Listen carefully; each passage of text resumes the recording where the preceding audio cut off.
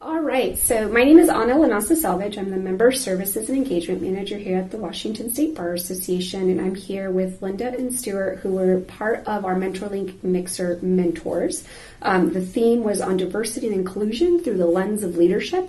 And I'm going to ask both of you to go ahead and do a quick intro of yourself, especially if you're also connected to any additional associations or committees that are doing this amazing work. So, Linda, can we start with you? Sure. Hi, I'm Linda Fang. I am the owner of a small law firm called Banyan Legal Counsel here in Seattle. I'm also a member of WSBA's Diversity Committee, and I have been practicing for, I think, something like 12 or 13 years now. I'm originally from California, and I was an employment litigator down there for almost a decade before I moved up to Seattle and started doing more business counseling and still employment law, but also some business transactional work as well. Awesome. Stewart? My name is Stewart Pixley. I'm an attorney with Microsoft.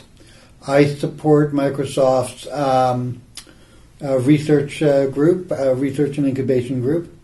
I have been there for about 9.5 years, and I have been practicing just about 20 years. And I've also started out in practicing New York, but then mostly in California before coming up here.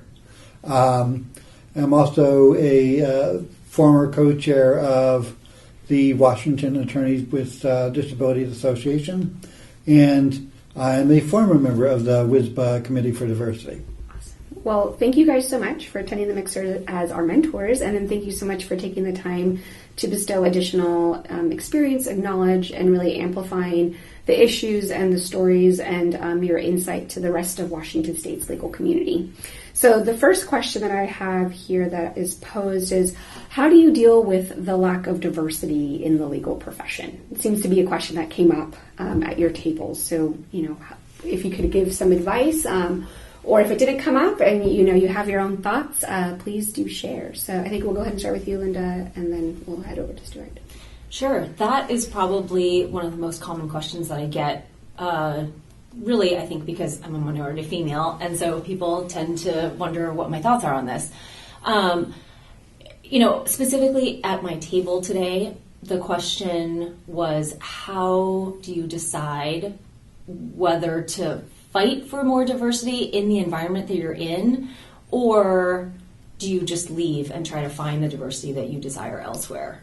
So that was a very interesting question for me, and it's really a question that I try to answer for myself daily, because as you go about your work and your life, you encounter situations all the time where you have to make that decision in the moment of, do I say something that's potentially, controversial, or do I stay quiet and just get along?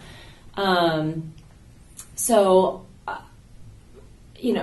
I said, it's a daily decision, and ultimately I do think that we all need to prioritize self-care to some extent, and we can't be fighting all the time. And as one of my mentees at the table today said, it's not our job to educate everyone. So I think you do the best that you can. You share your views and hope that people are listening. So that's kind of how I approach it. What about you, Stewart?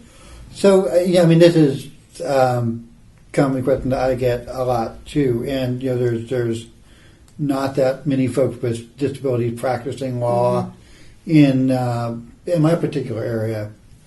But in terms of what do you do about it? Kind of like the question, how do you fight back? One of the things that I had an epiphany when I was in private practice. I really didn't think about diversity per se. I knew I was kind of like the only one. When I got to Microsoft, and I kind of had a bigger platform to play in, and folks that actually had been involved in diversity, I think probably the most effective thing is creating community. And that's one of the reasons why I think all these networking events is so powerful. Obviously, you learn something, but probably the biggest thing is you're creating a community of folks that have similar experiences and whatnot. So I think that's super important to join communities that are out there already. And, if there aren't any, create it. And the neat thing is that if you are a young attorney, this is still totally within your skill set, and you can do it.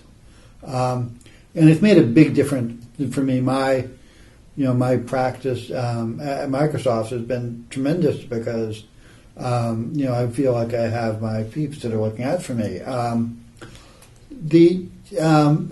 because before I went to law school, I had that experience of being in a disability advocacy community. I knew what that was like, and I felt like I've kind of recaptured that. The other thing is, even that sort of like reaching into your whichever community you've come from. The other thing is, I found that you can really kind of reach across as well.